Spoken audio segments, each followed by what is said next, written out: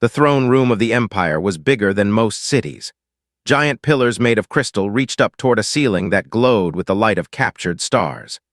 Thousands of aliens from hundreds of different species stood in long lines, all waiting for their chance to speak to the most powerful being in 3 galaxies. Empress Val sat on her floating throne, looking down at everyone with her 4 golden eyes. Her skin was the color of deep purple, and her body was covered in natural armor that could stop most weapons.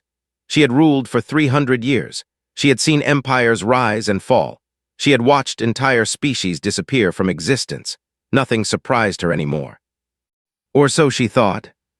"The next group wishes to join our coalition against the Hollow," announced her first minister, a tall creature with 6 arms and a face like melted silver. "They call themselves humans, from a small planet called Earth." Did not even bother to sit up. She had never heard of Earth. She had never heard of humans. This meant they were nobody important. The doors at the far end of the throne room opened, and a small group walked in, counted only 5 of them. They wore simple armor made of metal, not the living armor that grew on more advanced species. They carried swords and small weapons on their belts. They walked with straight backs and steady steps. The one in front was a male. He had brown skin, black hair cut short, and dark eyes that looked directly at her without looking away. This was unusual. Most species could not meet her gaze for more than a moment. "I am Sir Cole," the human said. His voice was calm and clear. "Knight Commander of the Earth Defense Coalition, we come to offer our help in the war against the Hollow." Allowed herself a small smile. It was not a kind smile. "And what help can your people offer?" she asked. "How many warships do you have?" "We have 37 combat-ready vessels, Your Radiance." Some of the aliens in the throne room laughed. 37 ships. The Empire had millions of ships. The warrior clans alone had more ships than there were stars in Earth's sky. "What about special abilities?" continued. "Can your people control minds like the? Can you merge with technology like the? Do you have natural weapons, poison armor?" Cole shook his head. "No, Your Radiance, we have none of those things." "Then what exactly are you offering?" "Soldiers," said simply. "Ground forces, warriors who will fight wherever you need them to fight." The first minister leaned toward. "Their biology is remarkably fragile," he whispered. "Soft skin, hollow bones, limited strength. They require constant food and water. They cannot survive in extreme temperatures. By our standards, they are one of the weakest species we have ever encountered."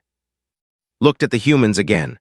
They stood there in their primitive armor with their primitive weapons and their primitive bodies. She felt something close to pity.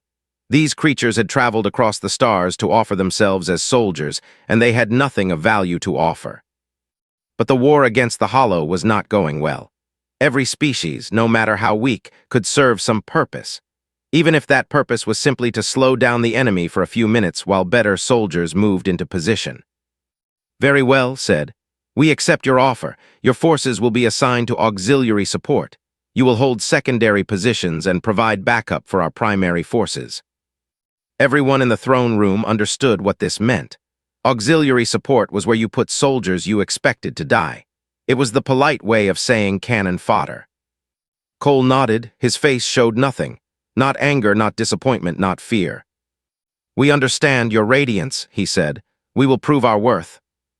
"I am sure you will do your best," replied, already looking past him to the next group waiting in line. "My first minister will give you your assignments." The humans bowed and turned to leave. Watched them go, but only for a moment. They walked the same way they had walked in, with straight backs and steady steps. The one called Cole did not look back. By the time they reached the doors, had already forgotten their names. She had more important things to think about. The Hollow were getting stronger. They had broken through the defensive lines in the outer systems. 3 more worlds had gone silent in the past month. Her best generals were worried, even if they tried to hide it. The Hollow were not like other enemies. They did not want to conquer. They did not want resources or territory. They simply wanted to consume. They took living beings and turned them into more of themselves. They ate planets and left nothing behind but empty rocks floating in dead space. For 200 years, the Empire had held them back. The warriors, with their 4 arms and unbreakable bones, had formed the first line of defense. With their ability to destroy minds with a thought, had provided psychic support. Who could merge with any technology, had created weapons that could hurt the Hollow. But lately, none of it was enough. Refused to show her fear. An Empress could not be afraid. But late at night, when she was alone, she wondered how much longer they could hold. She wondered if the Hollow would one day reach Prime itself, the heart of her empire, her home. She wondered what would happen then. Meanwhile, Cole and his small group of humans received their assignment. They were sent to a moon called Seven, on the very edge of the war zone. It was a place where heavy fighting was expected. It was a place where soldiers were sent when no one expected them to survive. Read the orders without expression. His soldiers gathered around him, waiting to hear the news. "We deploy in 6 hours," he told them. "Get your gear ready." One of the younger soldiers, a woman named Private, looked at him with worried eyes. "Sir, this is a death sentence. They are sending us to die." Put his hand on her shoulder. "Maybe," he said, "but we are not dead yet, and until we are, we fight." "Why?" asked. "Why should we fight for people who do not care if we live or die?" Looked at her for a long moment. Then he looked at all of his soldiers, these humans who had traveled so far from home, who had nothing but their will and their weapons. "Because that is what we do," he said. "We fight, not for glory, not for reward. We fight because someone has to stand between the darkness and the light.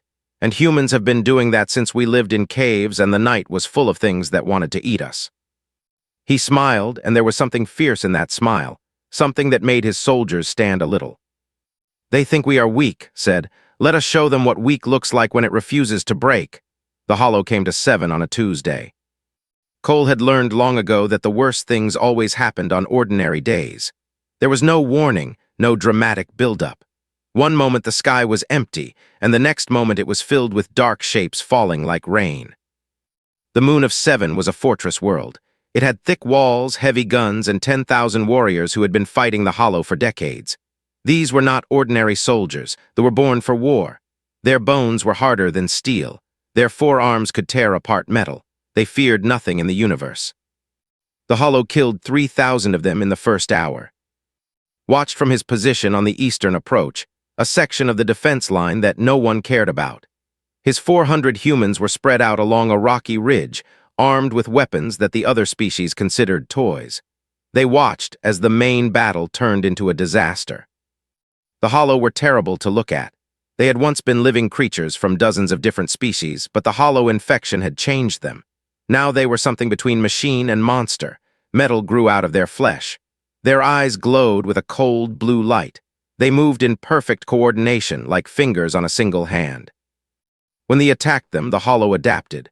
They learned the fighting style in minutes and began using it against them. When they tried to destroy their minds, they found nothing to attack. The Hollow had no individual minds, only a vast shared intelligence that felt nothing and feared nothing. The lines broke. The retreat order came. 10,000 of the greatest warriors in the Empire ran for their lives, and still the Hollow cut them down. Received the order to fall back with everyone else. He looked at the order, then looked at his soldiers, then looked at the eastern approach that they had been assigned to defend. "Sir," asked Sergeant Williams, his second in command, "we need to go. The shuttles will not wait." Watch the Hollow swarm moving across the battlefield. If they took the eastern approach, they would be able to surround the retreating. Thousands more would die. "No," said. Williams stared at him. "Sir, that is a direct order. If we stay, we die." "Maybe," said, "but if we leave, everyone dies. We hold here." He did not give a speech. He did not explain his reasoning. He simply picked up his rifle and walked to the front of the defensive line. One by one, his soldiers followed him, not because they were ordered to, but because they chose to. The first wave of Hollow reached them 20 minutes later. Had studied the Hollow for months before coming to 7. He had read every report, watched every piece of video, talked to every survivor he could find. He had learned something important, something that the other species had missed. The Hollow calculated threats based on physical ability. They scanned each enemy and decided how dangerous it was based on strength, speed, weapons, and armor. Humans ranked very low on this scale. A single human was not a threat to the Hollow collective intelligence. 100 humans were barely worth noticing. So the Hollow did not send their best forces against the eastern approach. They sent a standard cleanup unit, expecting an easy victory. They were wrong. Had positioned his soldiers in small groups, hidden among the rocks. When the Hollow came, they did not find a defensive line. They found an ambush. Humans attacked from every direction, aiming for the weak points that it identified, the places where flesh met metal, where the infection had not fully taken hold. The first Hollow fell, then the second, then the 10th. The Hollow adapted, as they always did. They began to target the humans more aggressively. They killed Private with a beam of pure energy. They tore Corporal Martinez apart with mechanical claws. They shot down soldiers who had no armor to protect them. And still the humans fought. When their guns ran out of ammunition, they used their swords. When their swords broke, they used knives. When their knives were lost, they used their hands, their teeth, whatever they could find. A soldier named was hit in the leg. He could not walk. So he crawled into a Hollow patrol and detonated the grenades on his belt, taking 15 of them with him. A soldier named lost both arms. She continued to direct fire, shouting coordinates until a Hollow finally silenced her.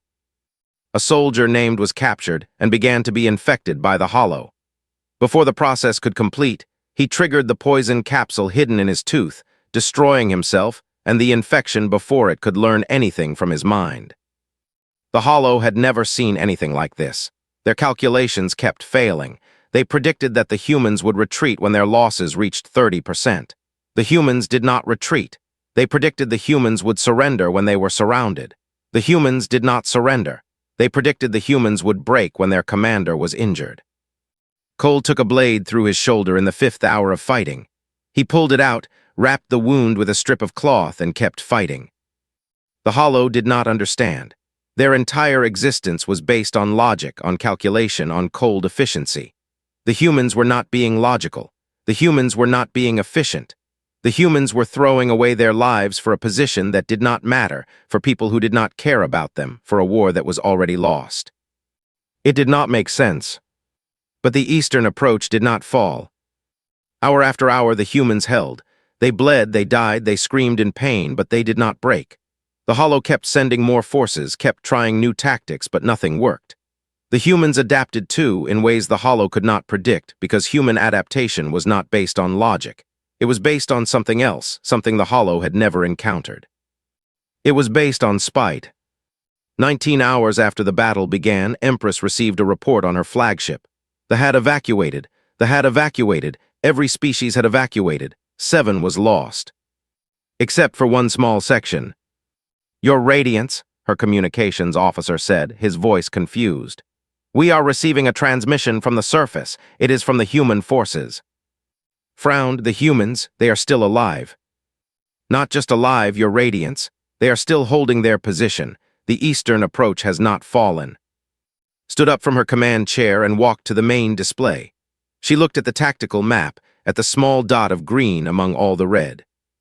400 humans, facing an enemy that had destroyed 10,000 in a single hour, and they were still fighting. "How is this possible?" she asked. No one had an answer. Made a decision. She would go to the surface herself. She would see these humans with her own eyes. She would understand how such a weak species could do what her mightiest warriors could not. "Prepare my shuttle," she commanded. "I am going to 7.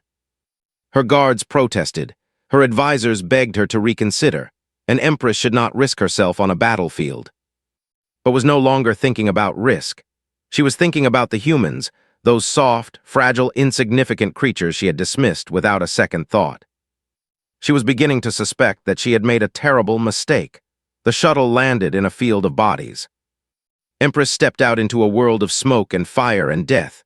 Her royal guards surrounded her, weapons ready, eyes scanning for threats. But the fighting here had stopped, at least for the moment. The Hollow had pulled back, regrouping for another attack. In front of her lay hundreds of Hollow corpses. Their mechanical parts sparked and twitched. Their organic parts were already rotting in the thin atmosphere. The smell was something she would never forget. And standing among them, like ghosts who had refused to die, were the humans. There were not many left, counted perhaps 80 soldiers still on their feet, though many of them were wounded. They leaned on their weapons on each other on broken pieces of wall. Their armor was cracked and burned. Their faces were covered in blood and dirt. But they were smiling. This was what confused the most. They were smiling. Some of them were even laughing, sharing jokes in their strange human language, slapping each other on the back like old friends at a party. She found Cole near the center of the position. He was sitting on a piece of rubble, letting a medic wrap bandages around his chest. 3 wounds that she could see, probably more that she could not. Any would have been in a medical pod for weeks. Cole looked like he was thinking about getting up and fighting again. He noticed her approach and tried to stand. The medic pushed him back down. "Your Radiance," said. His voice was rough, tired, but not defeated. "I was not expecting a visit." Waved her hand, dismissing the formality. "Explain this," she said. "Explain how you are still alive. Explain how you held this position when 10,000 could not hold theirs." Looked at her for a long moment. Then he looked at his soldiers, at the dead hollow, at the smoke rising from the battlefield. "We are not stronger than the," he said. "We are not smarter than the, we do not have special weapons or special abilities. By every measure your empire uses, we are the weakest species here." "And yet you won," said. "We did not win, we just did not lose," pointed to a young soldier nearby, a woman with a bandage over her eye and her arm in a sling. "Private Tours there lost her entire squad in the first hour. Every friend she had on this moon dead. You know what she did? She picked up a hollow weapon she did not know how to use, figured it out in the middle of battle, and killed 30 of them with it." He pointed to another soldier, a large man with burns across half his face. "Sergeant Williams got trapped behind enemy lines for 6 hours. No food, no water, no ammunition. He killed Hollow with rocks until we could reach him." Shook her head. "But why? Why did they not surrender? Why did they not retreat? The logical choice was to fall back and survive." Smiled. It was not a happy smile. It was the smile of someone who understood something that others could not see. "Because humans are not logical," he said. "We know we are going to die. We know we cannot win. We know that nothing we do will change the final outcome. And we fight anyway.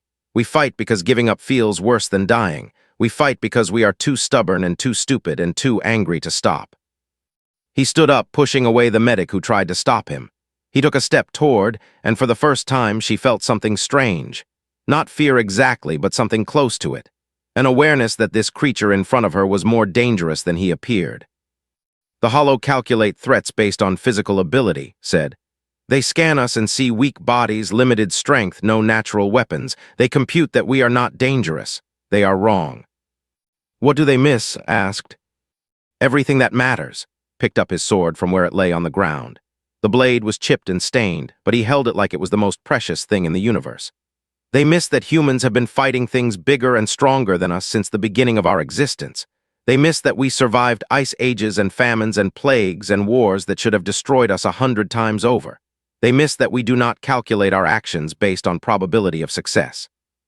He met her 4 eyes with his 2, and there was fire in them, fire that had nothing to do with the flames burning around them. "We fight based on how much we want to hurt the thing that is hurting us. We fight based on anger and fear and love and hate. We fight based on the simple fact that we would rather die standing than live on our knees. The Hollow cannot understand that. Their math does not include spite." Thought about her empire. She thought about the who were brave but who calculated their battles carefully. She thought about the who were powerful but who retreated when their psychic attacks failed. She thought about every species under her rule, and she realized something. They all had limits. They all had a point where they decided the fight was not worth continuing.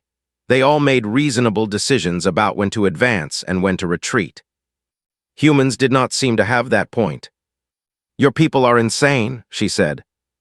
Laughed. It was a real laugh, tired but genuine. "Yes," he agreed.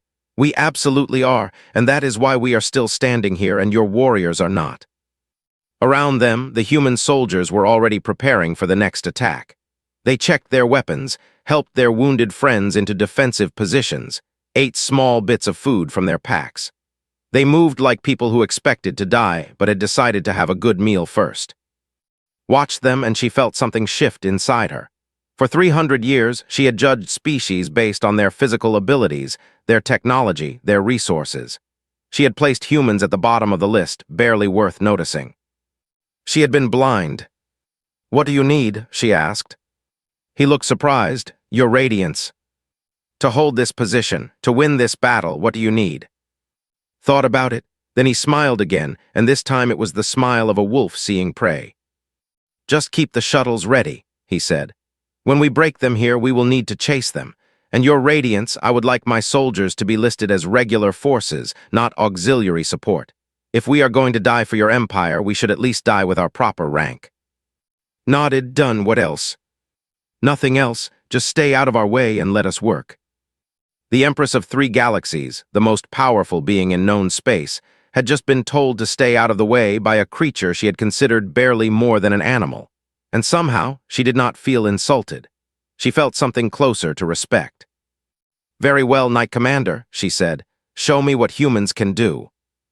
The Hollow attacked again 20 minutes later, stayed to watch. What she saw changed everything she thought she knew about warfare, about courage, about the nature of strength. She saw humans do impossible things. And she began to understand why the darkness had never managed to swallow Earth. 6 months passed after the Battle of 7. In that time, everything changed. Word spread through the Empire about what the humans had done. Soldiers from a dozen species heard the story of 400 soft creatures holding a position against an army that had broken the mighty. At first, many did not believe it. Then the video recordings began to circulate. Then the survivors of 7 returned to their home worlds and told everyone what they had seen. The humans became famous. More importantly, the humans became effective. Empress assigned them to harder and harder missions, and they kept succeeding. Not always without losses, not always cleanly, but they kept winning battles that should have been impossible. The Hollow began to change their tactics. For the first time in 2 centuries, they started treating humans as high-priority targets. They had learned slowly that the small, soft creatures were more dangerous than they appeared. But learning and understanding were different things. The Hollow could adapt to physical threats. They could counter new weapons and new strategies.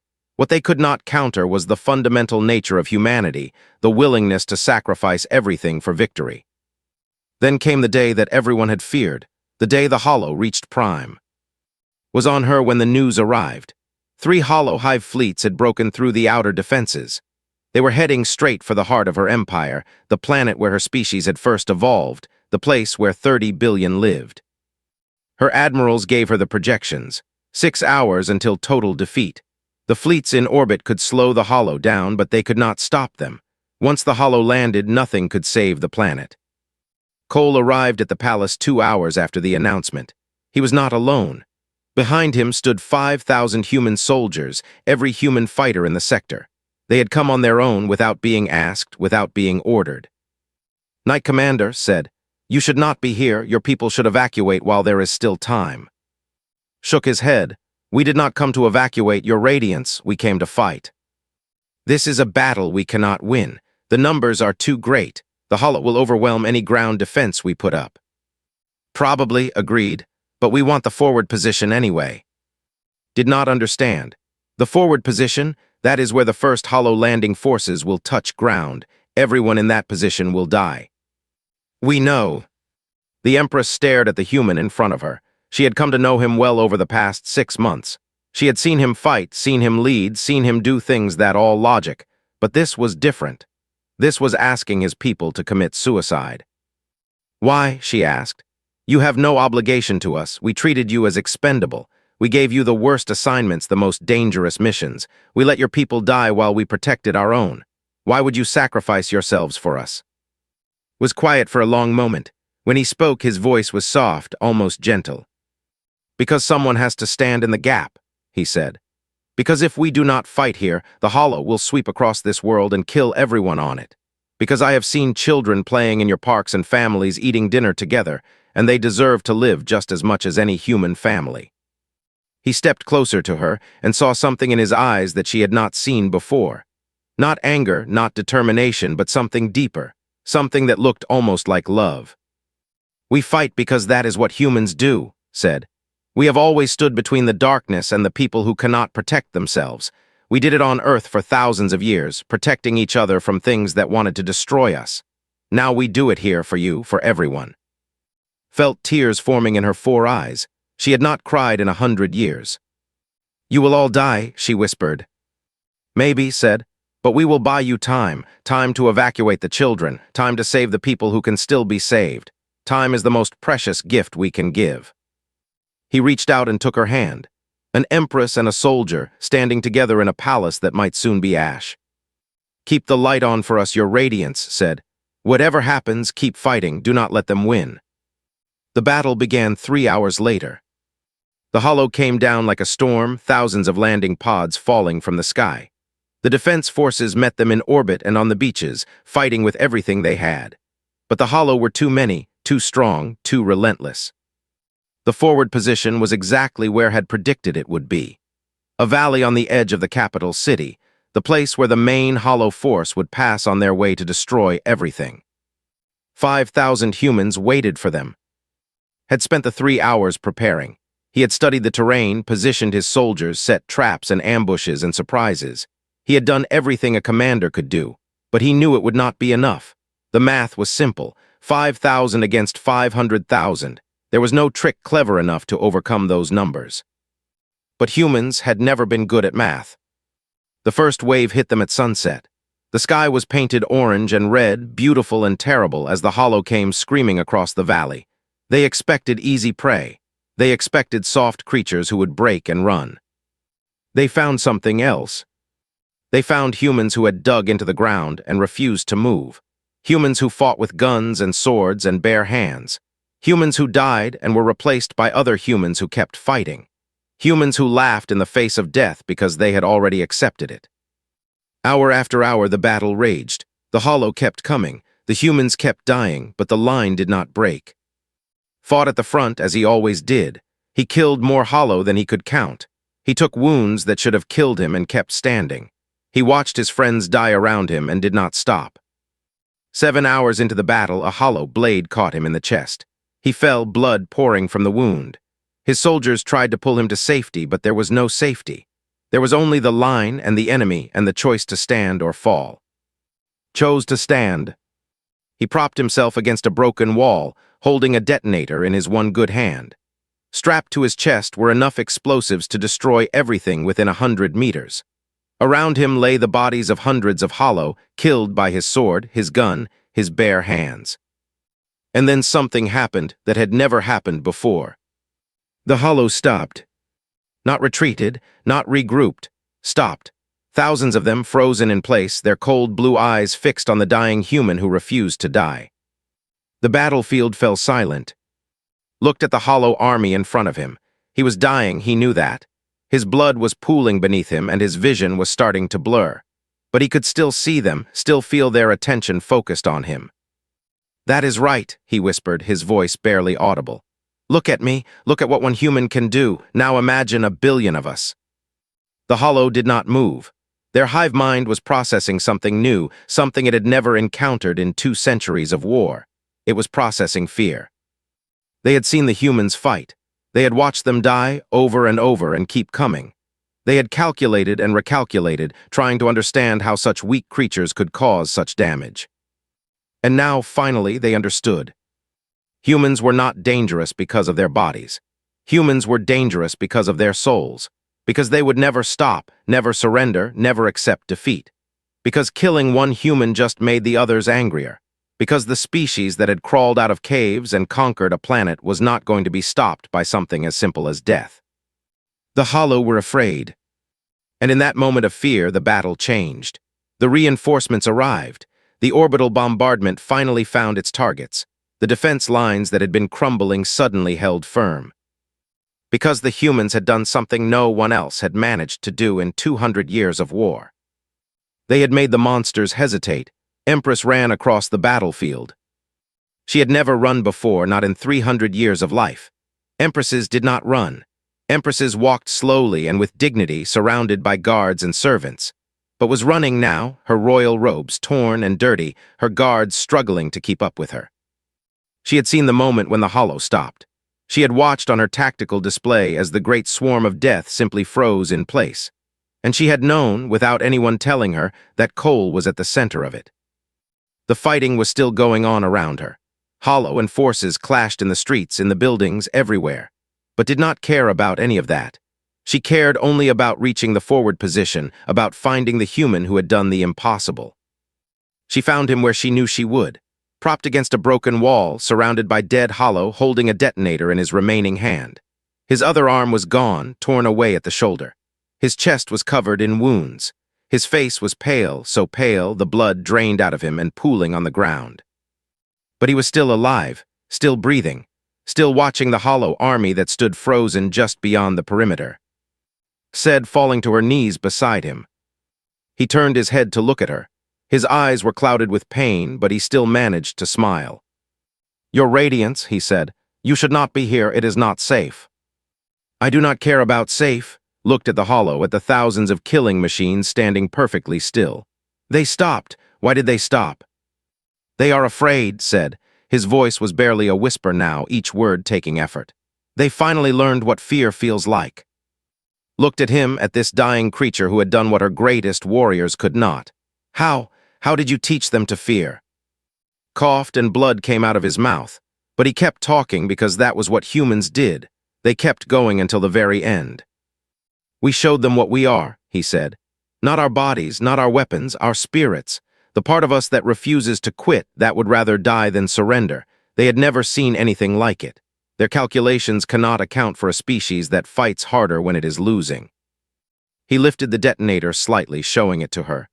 "They know if they move, I will destroy myself and take hundreds of them with me, but it is more than that. They know that even if they kill me, another human will take my place, and another after that, forever, until they are all dead or we are." Felt tears running down her face. She did not try to stop them. "We can save you," she said.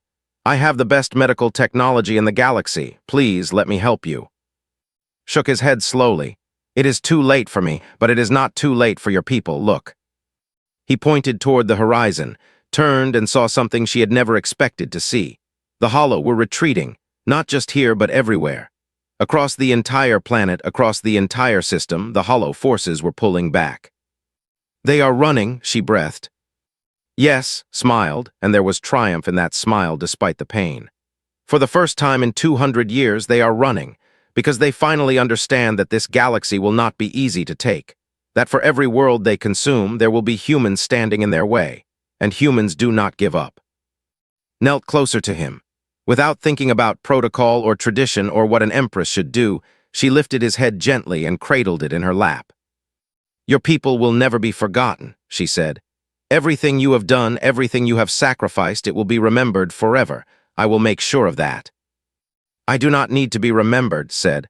"I just need to know that the people we died for will keep living, the children will grow up, the families will stay together, life will continue." He looked up at her, and his eyes were clearer now, as if the approaching death had burned away the fog of pain.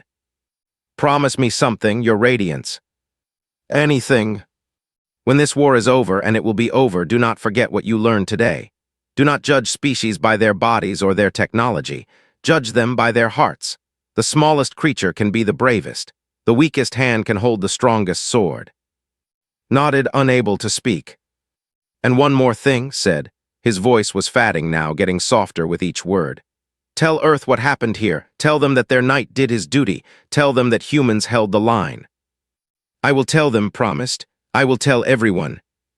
Cole smiled one last time. Then his eyes closed and his body relaxed, and the detonator fell from his fingers. The hollow watched from a distance. They saw the human die. They saw the Empress of the Empire weeping over his body, and they did not advance. They had seen too much today, learned too much, feared too much. They retreated instead. In the years that followed, the war turned. The hollow, who had been unstoppable for 2 centuries, began to lose ground. It was not because of any new weapon or any brilliant strategy. It was because the galaxy had learned a lesson. They had learned that courage mattered more than strength. They had learned that the will to fight could overcome any advantage in numbers or technology. They had learned that a species did not need natural armor or psychic powers to be warriors. They had learned what humans were made of. On Earth, they built a statue of Cole. It stood 100 meters tall, showing a human soldier with a sword in one hand and a shield in the other. At the base of the statue were the words he had spoken before his final battle. "We fight because someone has to stand between the darkness and the light." On Prime, Empress built a monument of her own. It was smaller, more personal, placed in the royal gardens where only she could see it. A simple stone with a simple message. To the humans who taught monsters to fear. And across the galaxy, in every species and every civilization, the story was told. The story of the day the battlefield fell silent. The story of the knight who held the line. The story of the people from a small blue planet who had nothing except their hearts and found that it was enough. The Hollow were eventually defeated. It took another 50 years, but the galaxy found its courage, and the tide turned, and the enemy that had seemed invincible was finally destroyed. Historians later agreed on the turning point. It was not a great battle or a powerful weapon. It was a single moment on a single day when an army of death stood still because they had finally learned to be afraid. It was the moment when the universe discovered that the most dangerous thing in existence was not strength, or technology, or numbers. It was a human being who had decided not to give up. And in every corner of the galaxy, in languages that had no word for Earth or human, parents told their children the same story before bed. The story of the small creatures who were weak in body but strong in spirit. The story of the warriors who would rather die than surrender. The story of the species that had taught the darkness to fear the light. They called them many things, heroes, legends. But mostly, they just called them what they were. Human,